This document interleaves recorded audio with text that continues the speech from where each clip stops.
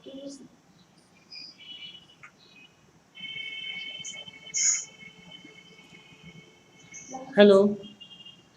आज हम लोग जो है नेशनल इनकम अकाउंटिंग पढ़ेंगे। नेशनल इनकम अकाउंटिंग में बहुत सारे कंसेप्ट्स हैं जिसको समझेंगे। सो इसमें जो है सबसे पहले जीडीपी देखेंगे, जीएनपी देखेंगे, GNP eight market price, factor cost, ये सारे कंसेप्ट को हम लोग डिटेल में जो है अध्ययन करेंगे। ये कंसेप्ट जो है सबसे पहले हम लोग को ये समझना है कि जीडीपी क्या होता है।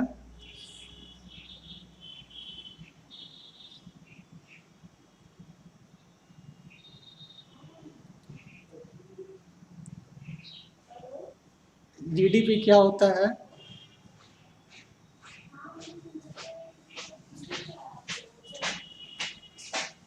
GNP, NNP at market price और NNP at factor cost. GDP at market price में अगर national factor income from abroad को अगर हम लोग जोड़ देते हैं तो हम लोग को जीएनपी एट मार्केट प्राइस मिल जाता है। और जीएनपी में अगर डिप्रिसिएशन को घटा देते हैं तो हम लोगों को एनएनपी एट मार्केट प्राइस जो है प्राप्त होता है। उसी तरीके से एनएनपी एट मार्केट प्राइस में नेट इनडायरेक्ट टैक्सेस को अगर घटा देंगे तो हम लोग को नेट फैक्टर इनकम जो है प्राप्त होगा। तो ये नेट फैक्टर इनकम जो है इसी को बोलते हैं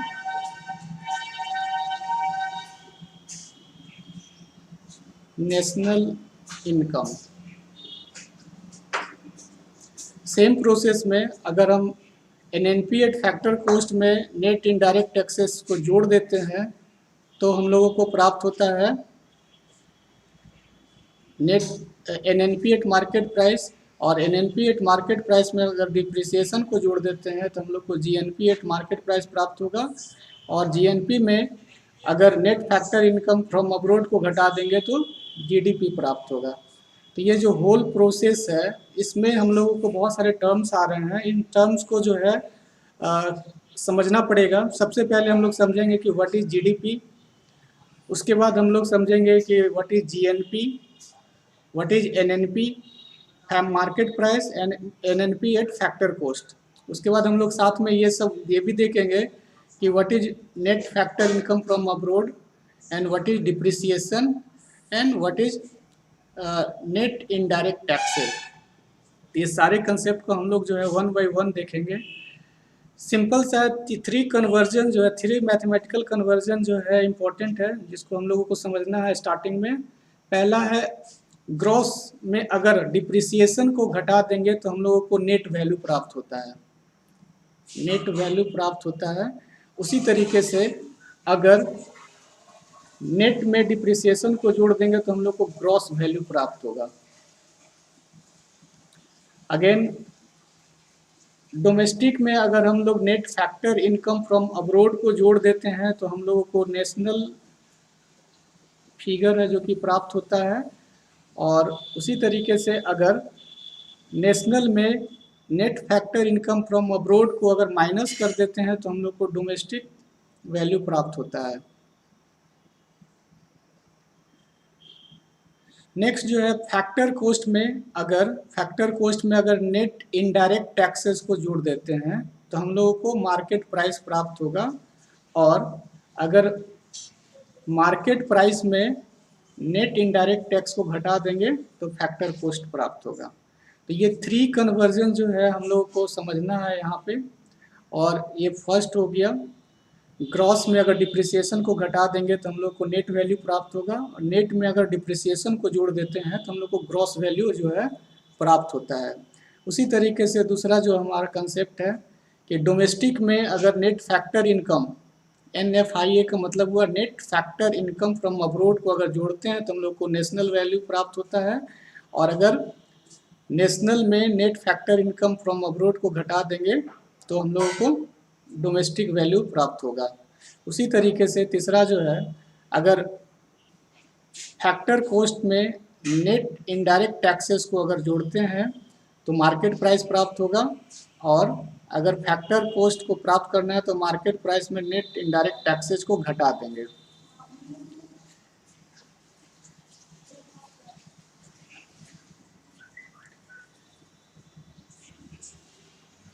ग्रॉस डोमेस्टिक प्रोडक्ट, अब इसके डिफिनेशन में हम लोग देखेंगे कि what is gross domestic product, क्या होता है और इसे कौन प्रोड्यूस करते हैं और ये कहाँ प्रोड्यूस होता है।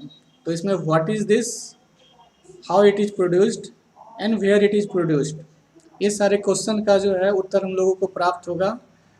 सबसे पहले ये जो इस definition, aggregate value of all the goods and services, all the aggregate value of all the goods and services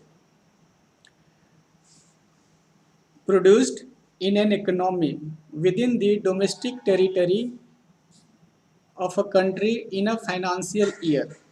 इस डिफिनेशन में हम लोगों को समझना है कि what is aggregate value, aggregate value of what, aggregate value of all the goods and services, कहाँ produce हो रहा है, तो in an economy, within the domestic territory, within the domestic territory of a country in a financial year.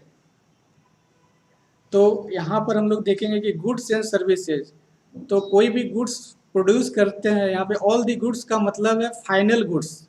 हम लोग जो है यहाँ पे केवल फाइनल गुड्स को जो है काउंट कर रहे हैं, तो हम लोग समझेंगे कि what is final goods. Second चीज़ है कि हमारा इकोनॉमी किससे बना होता है, और व्हाट इज डोमेस्टिक टेरिटरी, इसमें कौन कौन से यूनिट्स हैं, कौन कौन से आइटम्स जो है डोमेस्टिक टेरिटरी में इंक्लूड होंगे, और फाइनेंशियल ईयर क्या है। तो फाइनेंशियल ईयर जो होता है हमेशा 1 अप्रैल टू 31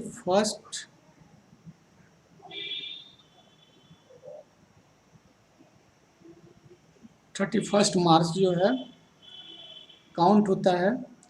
अब हम लोग देखेंगे जो गुड्स होते हैं, गुड्स को 3 कैटेगरी में हम लोग समझ सकते हैं।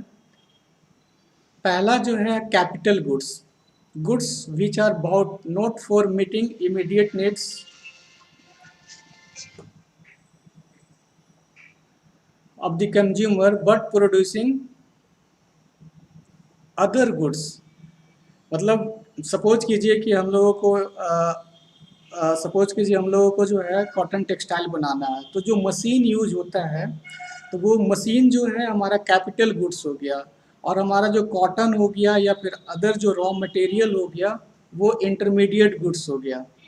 गुड्स, इंटरमीडिएट गुड्स किसको कहते हैं, goods which are used up during the process of production of other goods. मतलब गुड्स बनाने के लिए जो रॉ मटेरियल हम लोग यूज करते हैं उसको इंटरमीडिएट गुड्स बोलते हैं। And final goods, those goods which do not undergoing any further transformation is called final goods. तो हम लोग जब जीडीपी कैलकुलेट करते हैं तो यहाँ पर जो है केवल हम लोग फाइनल गुड्स को जो है कंसीडर करते हैं, फर्स्ट थिंग। सेकेंड थिंग जो उसमें था कि हमारा इन इकोनॉमी में जो है हम लोग इसमें कितना प्रोड्यूस हुआ उसको कैलकुलेट करते हैं। तो इकोनॉमी जो है हमारा primary sector, secondary sector, tertiary sector के द्वारा बना होता है। तो ये सर्विसेज और सारे सेक्टर्स मिला करके जो प्रोड्यूस हो रहे हैं उसको काउंट करते हैं। उसमें एक और टर्म्स आता है within the domestic territory. तो within the domestic territory का मतलब हुआ which includes, what is domestic territory, it includes territory lying within the political boundaries and frontiers of a country। किसी भी देश की जो सीमाएं होती है, जो सीमांत होता है, उसके अंदर का जितना भी क्षेत्र है वो सब डोमेस्टिक टेरिटरी में आएगा। दूसरा है it also include territorial water. Territorial water किसको कहते हैं, तो सपोज कीजिए कि ये इंडिया का मैप है, तो कोस्ट से लेकर के आपका 12 नॉटिकल माइल तक का जो डिस्टेंस होता है, ये जो वाटर होता है इसको बोलते हैं टेरिटोरियल वाटर। तो ये भी जो है हमारा डोमेस्टिक टेरिटरी में आएगा कि 12 कोस्ट से 12 नॉटिकल माइल, मतलब समुद्री दूरी तक जो हमारा समुद्र जो आएगा वो हमारा टेरिटोरियल वाटर में आएगा, और ये भी जो है डोमेस्टिक टेरिटरी के अंतर्गत आता है। नेक्स्ट जो है, अगर कोई भी fishing vessels oil and natural gas rigs and floating platform operated by the resident of a country in the international water, कोई भी अगर फिशिंग वेसल्स है, oil and natural gas rigs है या फ्लोटिंग प्लेटफॉर्म जो समुद्र में है, operated by the resident of a country, मतलब इंडिया के जो रेसिडेंट के द्वारा इंटरनेशनल वाटर में अगर ये ऑपरेट होता है तो वो भी डोमेस्टिक टेरिटरी के अंतर्गत आता है। अगर हम लोग यहाँ पे देखते हैं कि 12 नॉटिकल माइल तक जो होता है उसको टेरिटोरियल वाटर बोलते हैं। फर्दर 12 नॉटिकल माइल अगर और आगे हम लोग जाते हैं तो इसको बोलते हैं कंटिगुअस जोन, कंटिगुअस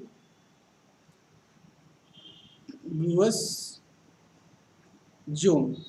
और अगर फर्दर यहाँ से अगर हम 200 नॉटिकल माइल तक जाते हैं, 200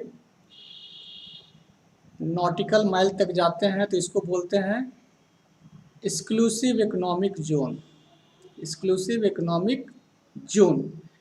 और टेरिटोरियल वाटर के बियॉन्ड, मतलब टेरिटोरियल वाटर के बियॉन्ड जितना भी वाटर है, टेरिटोरियल वाटर के बियॉन्ड जितना भी वाटर है इसको बोलते हैं इंटरनेशनल वाटर, इसको बोलते हैं हम लोग इंटरनेशनल वाटर।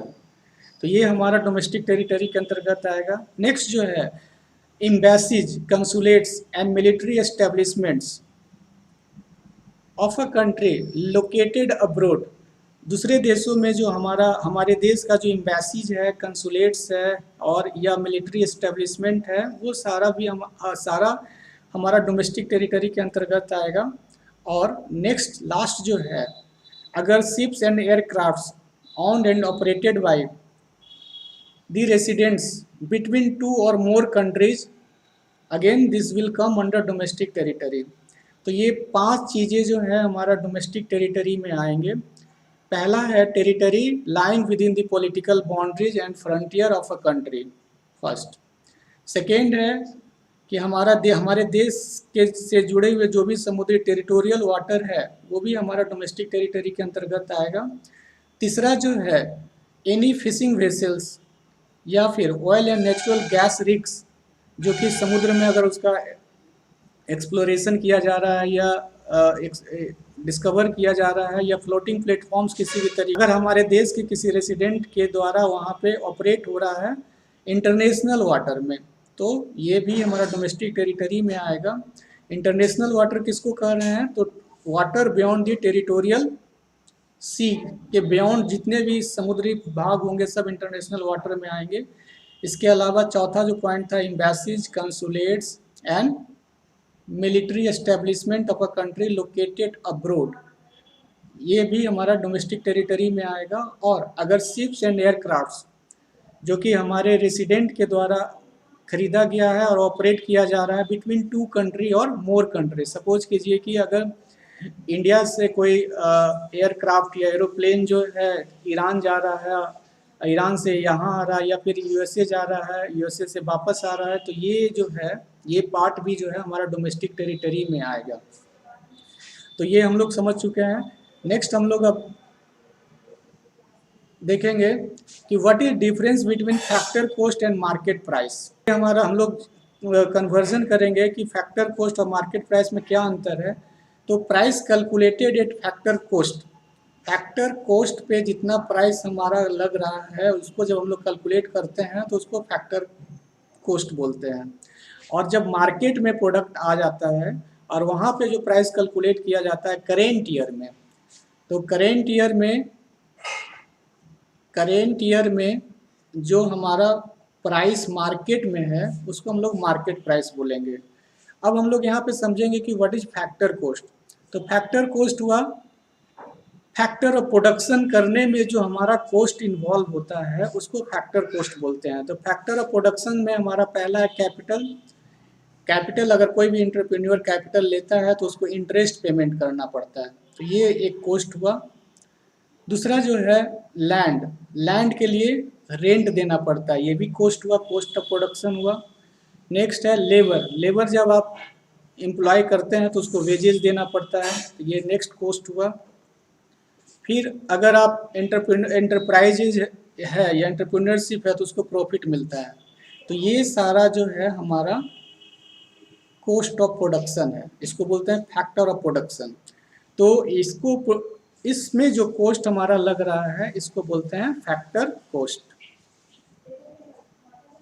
इसको बोलते हैं फैक्टर कॉस्ट। और प्रोडक्शन होने के बाद जो प्रोडक्ट जब मार्केट में गया और जब उसका हम प्राइस कैलकुलेट करते हैं तो that is called market price. Next अब हम लोग देखेंगे कि what is difference between current price and constant price. What is current price and what is constant price. Current prices measures of GDP और inflation. Current price जो है GDP कितना grow कर रहा है या कितना ग्रो किया है, इन्फ्लेशन कितना बढ़ा है या घटा है, उसको मेजर करने के लिए हम लोग यूज करते हैं। और current prices using the actual prices we notice in the economy in the current year. ये करेंट ईयर में जो एक्चुअल प्राइसेस हम लोग जो नोटिस करते हैं उसको करेंट प्राइस बोल रहे हैं। नेक्स्ट हमारा है constant price, prices calculated at base year. Base year, किसी ईयर को बेस ईयर मान करके जो हम प्राइस को कैलकुलेट करते हैं तो उसको कांस्टेंट प्राइस बोलते हैं। और constant prices are used to adjust the effects of inflation. ये इन्फ्लेशन को हम लोग एडजस्ट करके जो है कांस्टेंट प्राइस में कैलकुलेट करते हैं, जो बेस ईयर होता है हमारा उस पर।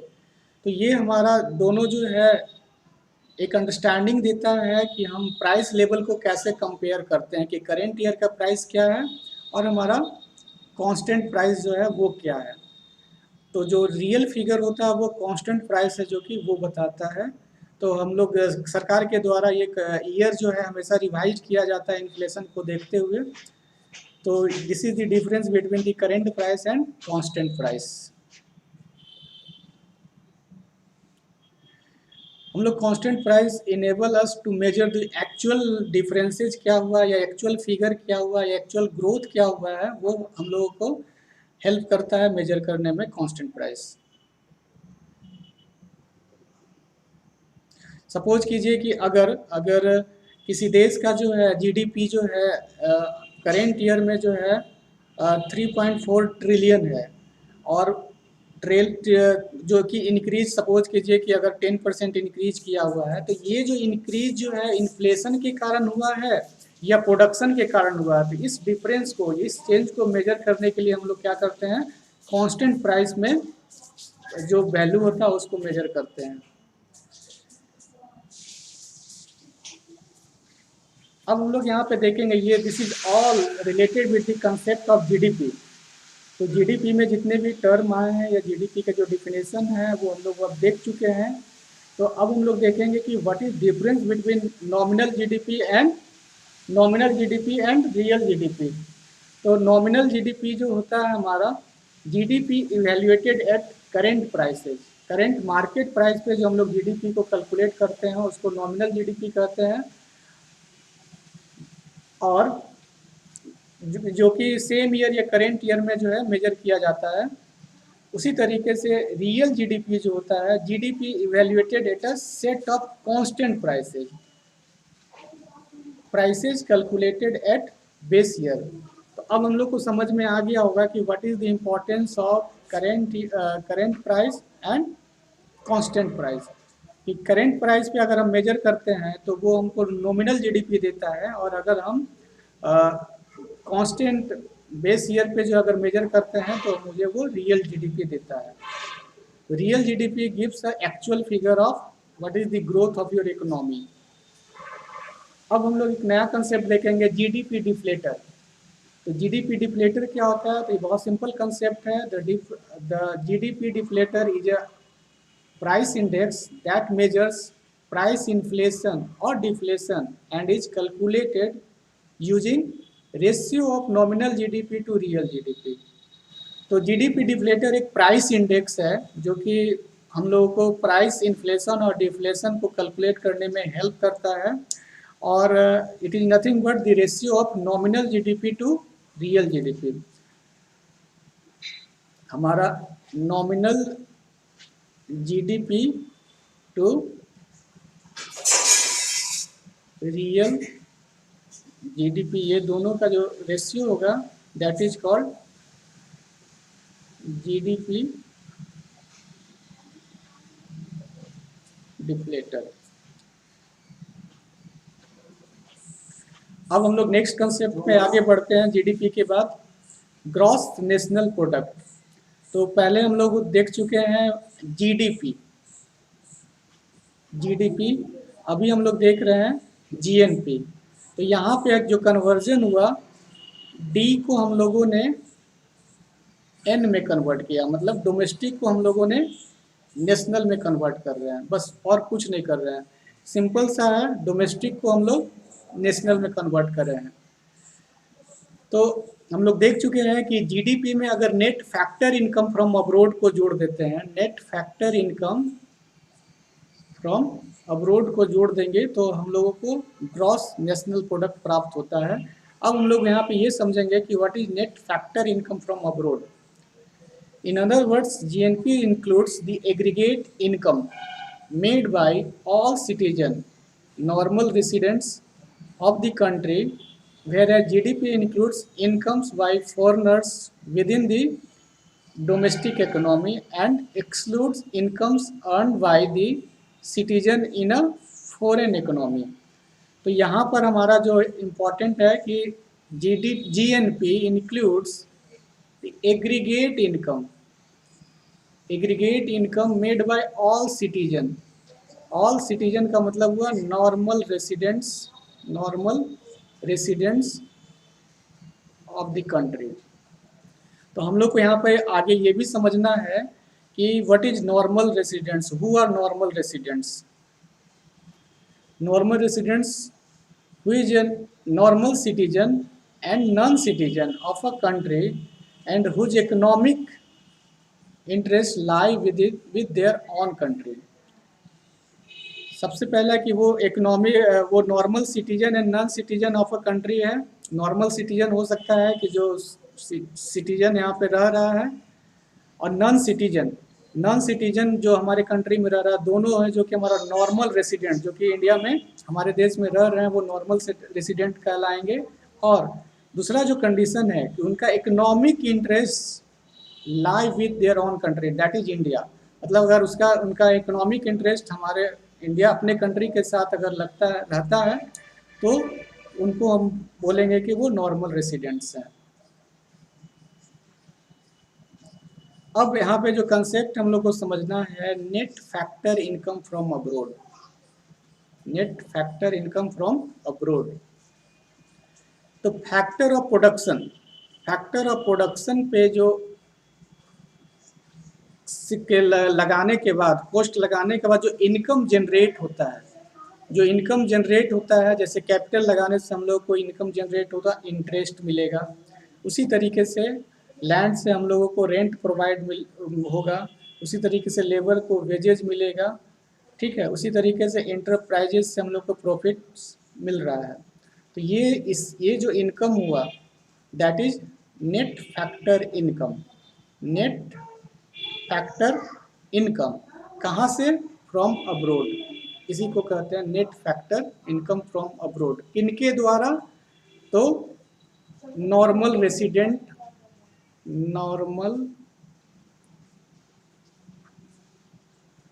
Residents of a country. Normal residents कौन हो गए? इसमें हो गए आपके citizen and non citizen. Factor income is income we receive from at least one of the four factor of production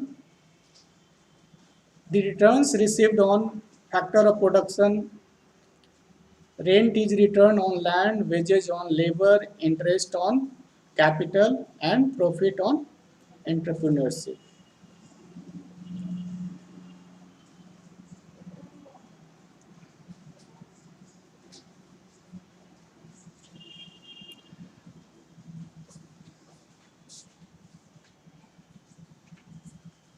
इसको हम लोग एक एग्जांपल से भी समझ सकते हैं कि सपोज कीजिए मुकेश अंबानी है, is an Indian, is a company located in Singapore, is company located in Singapore, और then income earned by his company will be added in GNP because Mukesh Ambani is a normal resident of India and his economic interest lie in India. Similarly, if foreigners having a company in India and make a profit, the income earned by foreigners company will not be added in GNP because he is not a normal resident of India and his economic interest lie with their own country, not with India.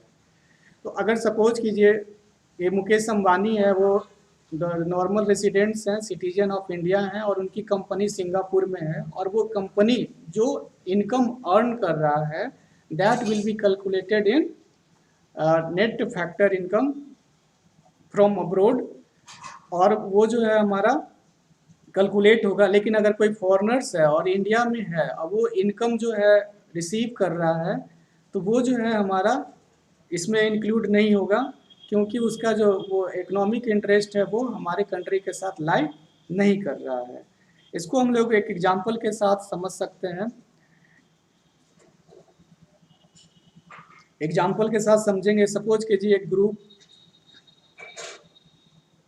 ए है जो कि normal resident है और domestic territory में रह रहे हैं। Second जो है आपका ग्रुप बी है जो नॉर्मल रेसिडेंट है but abroad, income earn from abroad. तीसरा जो ग्रुप है आपका ग्रुप सी जो नॉन रेसिडेंट है, नॉन रेसिडेंट है लेकिन इनकम अर्न कर रहे हैं डोमेस्टिक टेरिटरी से। तो तीन तरीके के ग्रुप हैं। एक है नॉर्मल रेसिडेंट्स हैं, income earn from domestic territory. दूसरा ग्रुप है normal resident, income earn from abroad. और तीसरा ग्रुप है non resident, income earn from domestic territory. तो हमारा जो है ग्रुप ए मतलब नॉर्मल रेसिडेंट,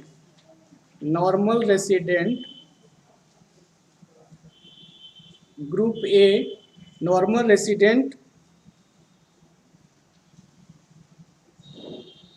प्लस जो income earn from domestic territory, ये ग्रुप ए प्लस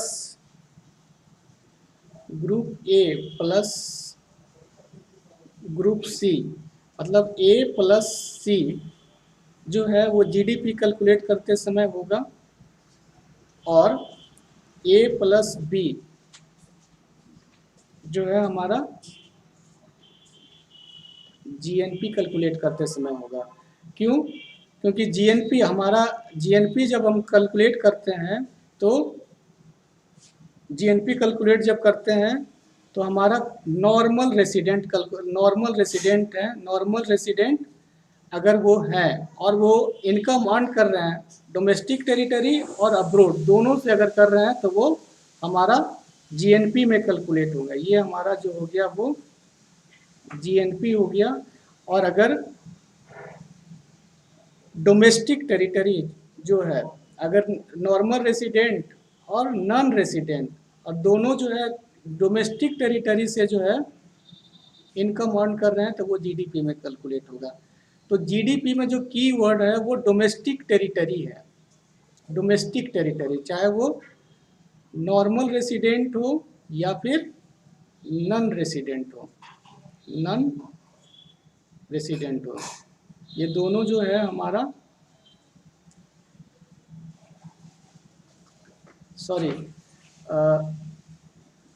जीडीपी में हो जाएगा नॉर्मल रेसिडेंट, ठीक है, जीडीपी में सही सही था ये, जीडीपी में आपका नॉर्मल रेसिडेंट और नॉन रेसिडेंट दोनों होगा, बट वो कहाँ आएगा, डोमेस्टिक टेरिटरी से इनकम अर्न करेगा। उसी तरीके से हमारा जीएनपी में जो होगा हमारा नॉर्मल रेसिडेंट होंगे और इनकम डोमेस्टिक टेरिटरी और अब्रोड दोनों से अर्न करेंगे, तो वो जीएनपी में कैलकुलेट होगा।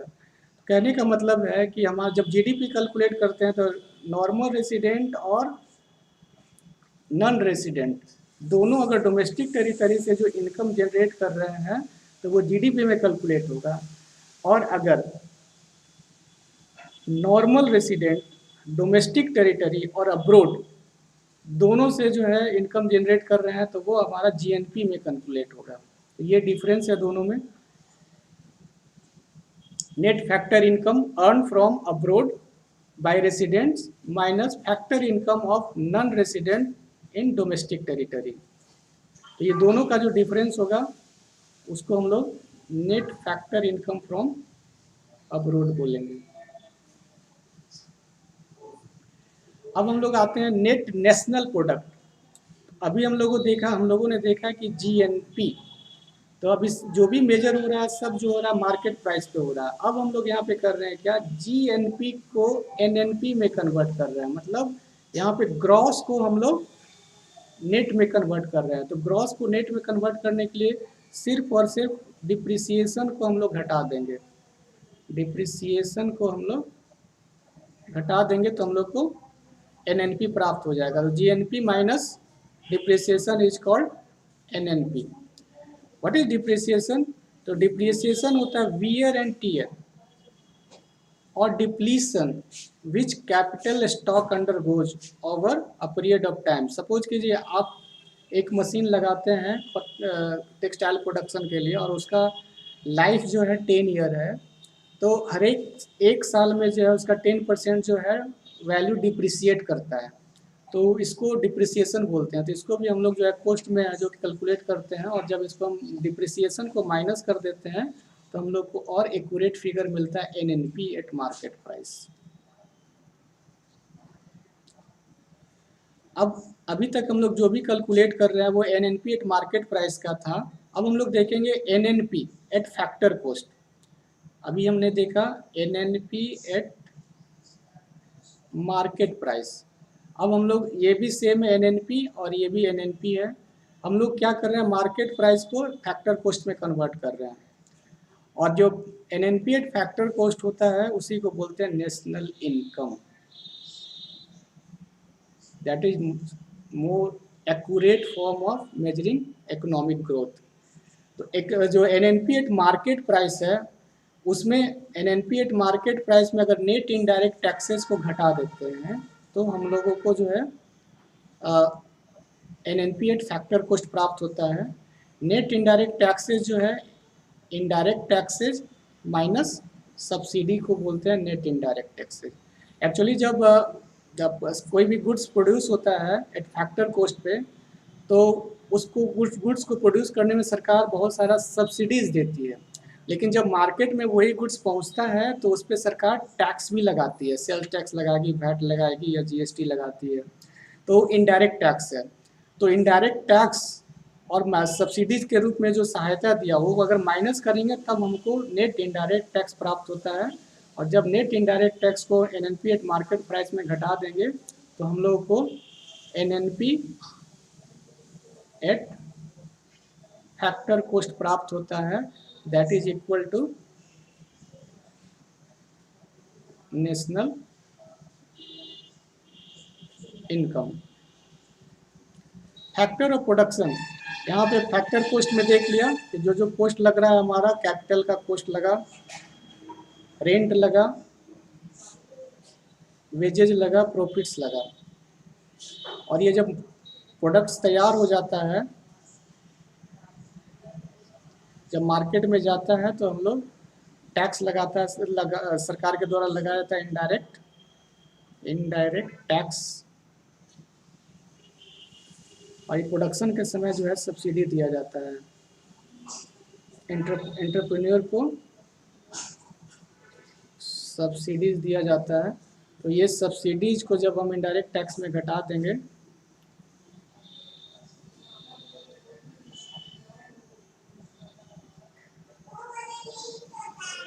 तो हमारा हो जाएगा net indirect tax.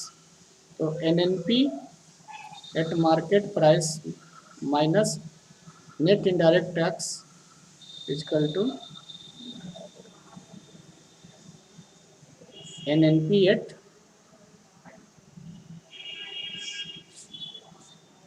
Factor cost.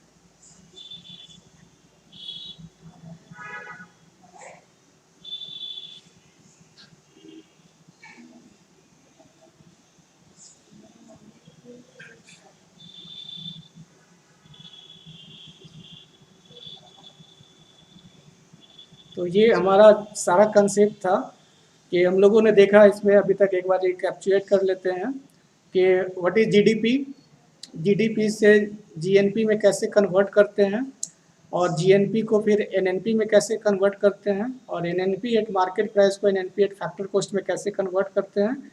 NNP at factor cost जो है हमारा नेशनल इनकम है, और इसमें जो कन्वर्जन हम लोगों ने देखा, हम लोग जो है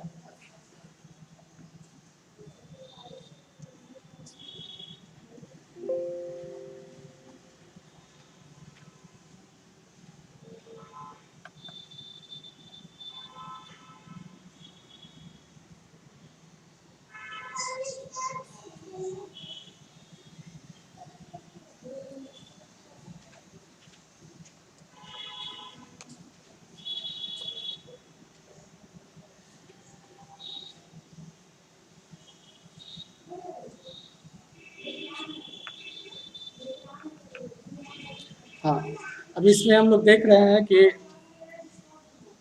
ये जीडीपी है,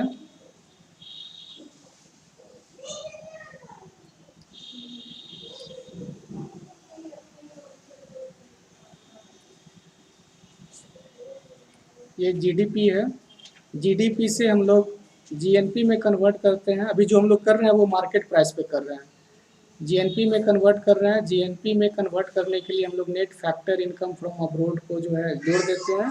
उसके बाद जीएनपी एट मार्केट प्राइस में अगर डिप्रिसिएशन घटा देंगे तो हम लोग को एनएनपी एट मार्केट प्राइस प्राप्त होगा।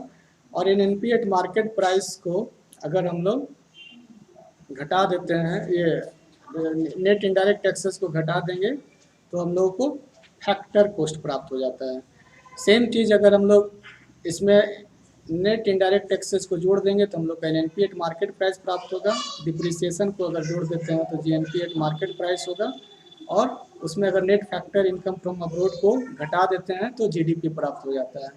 इसके अलावा हम लोगों ने देखा कि what is net factor income from abroad किसको बोलते हैं, व्हाट इज डिप्रिसिएशन किसको बोल रहे हैं, उसके बाद नेट इनडायरेक्ट टैक्स किसको बोल रहे हैं, मार्केट प्राइस किसको बोलते हैं, और फैक्टर कॉस्ट क्या किसको बोल रहे हैं। और ये जो net NNP at factor cost है इसी को हम लोग नेशनल इनकम कहते हैं, क्योंकि हमारा इसमें अगर पॉपुलेशन से डिवाइड कर देंगे तो हम लोग को पर कैपिटा इनकम, अगर नेशनल इनकम डिवाइडेड बाय